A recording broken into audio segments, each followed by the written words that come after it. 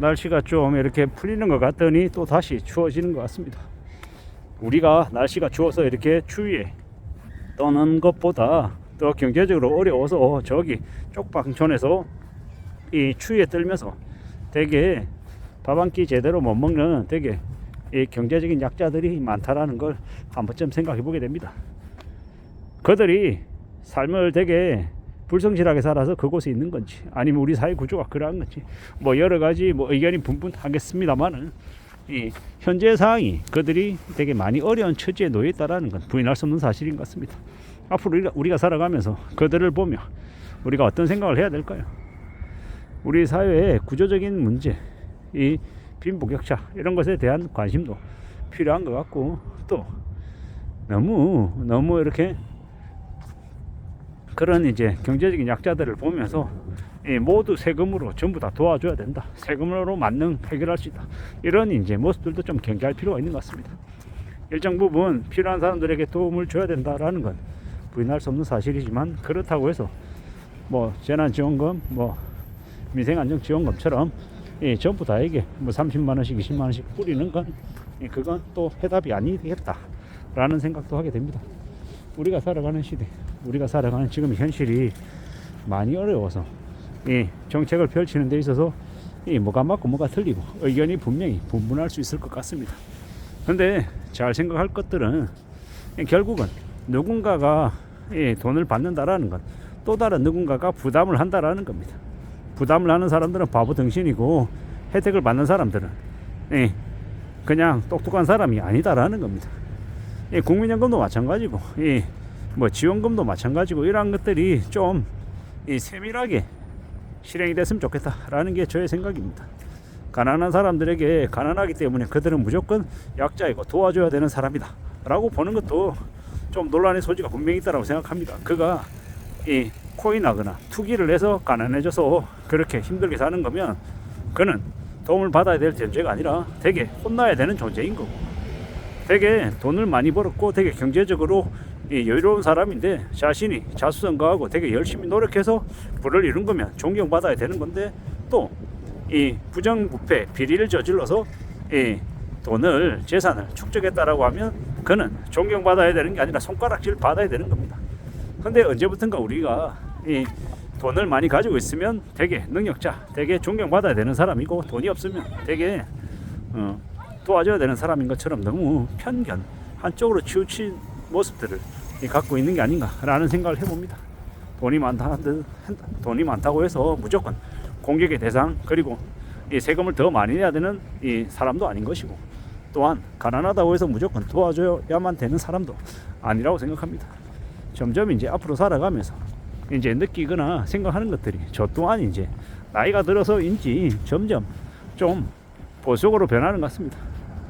좀 저 또한 이제 한편으로는 가난하고 좀 이제 형편이 좋지 못한 사람들을 보면 저의 편견입니다만은, 왜 저렇게 너무 이렇게 더 애쓰지 않고 더 노력하지 않고 더 이렇게 성실하게 더 움직여 볼 생각하지 않고 자꾸 도움만 받으려고 하고 좀 공짜를 바라는 마음들이 있는 거 아닌가라는 생각들을 하게 됩니다.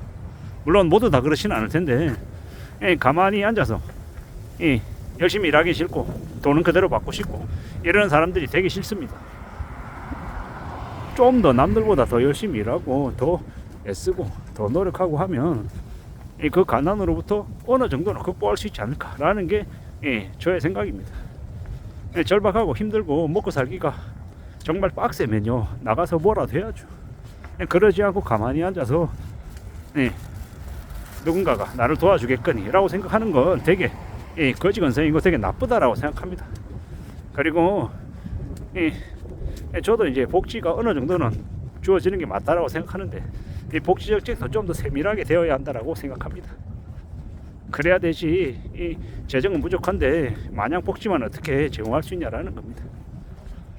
저에게 이제 그 재정 관련해서 운영할 수 있는 그런 권한이 만약에 주어진다고 하면 당장 일하지 않고 이렇게 세금으로 이렇게 세금만 이렇게 정부의 세금을 지원받아서 사는 사람들, 뭐 최소한의 뭐 빈곤급여인지 뭔지 제가 정확하게 그런 부분에 대해서 잘 모릅니다만은 그런 허들 자체 좀 재조정할 필요도 있지 않나 라는 생각도 하고, 정말로 이 건강하지 못해서 이 몸이 불편해서 일하지 못하는 사람도 분명히 있습니다. 그런 사람들에 대해서는 어느 정도 조정할 필요가 있죠. 근데 사지 멀쩡하고 충분히 일할 수 있음에도 불구하고 하지 않는 사람들, 그리고 그 돈으로 매일 술 먹고 매일 이렇게 방탕하게 살아가는 사람들, 그런 사람들에게까지 과연 지원해 주는 게 맞냐라는 의구심이 듭니다. 물론 이건 말 그대로 저의 개인적인 생각입니다.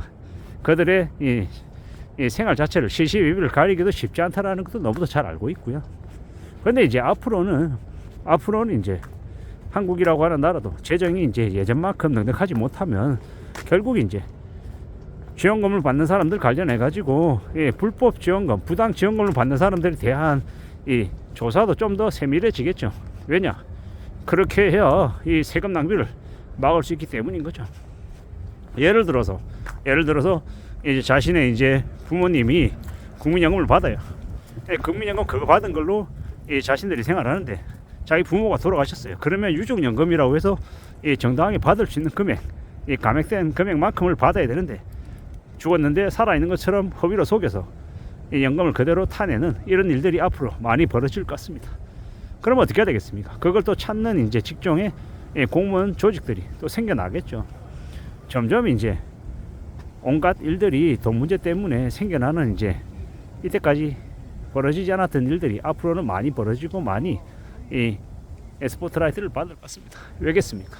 결국 돈 문제 때문에 이제 벌어지는 일들이 많아질 것 같다라는 겁니다. 앞으로 우리가 살아가는 삶들이 더 이제 빡빡해지고 힘들어지고, 또 공짜를 바라는 사람들, 누군가가 나에게 뭔가를 해주겠지 이런 요행을 바라는 사람들도 더 많아질 것 같습니다. 그래서 투기가 더 심해지고 뭐 도박이나 뭐 이런 것들, 특히나 온라인 도박 이런 것들이 더 많아질 것 같습니다.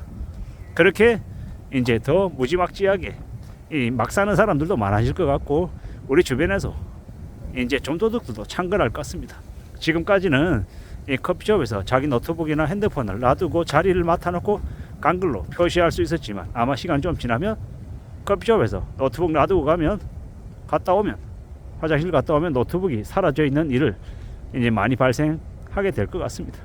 앞으로 점점 우리가 살아가는 시대가, 우리의 삶이 더 빡빡해진다라고 보면 맞을 것 같습니다.